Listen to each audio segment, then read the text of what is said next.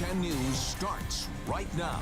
Good evening, everyone. I'm Nicole Perez. And I'm Calvin Hughes, and here's a look at the stories making news on this Monday. More help is on the way for the people devastated by Hurricane Dorian in the Bahamas. Our own Roy Ramos flew into storm-ravaged Marsh Harbor with the private charter company Tropic Ocean Airways. The company has coordinated more than 100 evacuations over the past few days.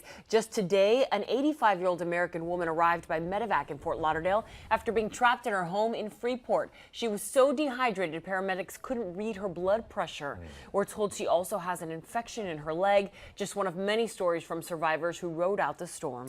8 families have been displaced after a crane collapsed on their condo building in North Miami Beach. It was being used to make repairs to the cracking seawall along Northeast 169th Street and 35th Avenue.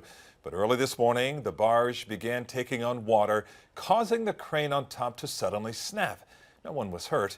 The Coast Guard is using containment booms to keep oil from leaking into the intracoastal. The search is on for the gunman behind a deadly shooting in Coconut Grove. 37-year-old Dwight Dupuch was shot and killed near Douglas Road and Froe Avenue early this morning. Witnesses tell us he was ambushed while getting out of his car. At this point, it's unclear if he was targeted.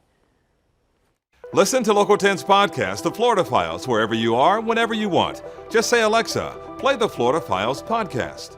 Getting the latest episode of Florida Files.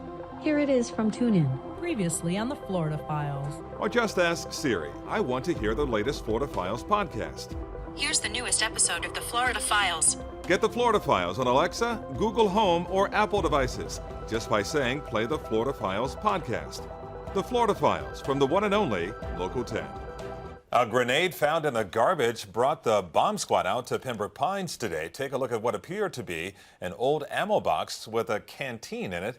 An employee at the waste management facility on Pembroke Road spotted a grenade right underneath it.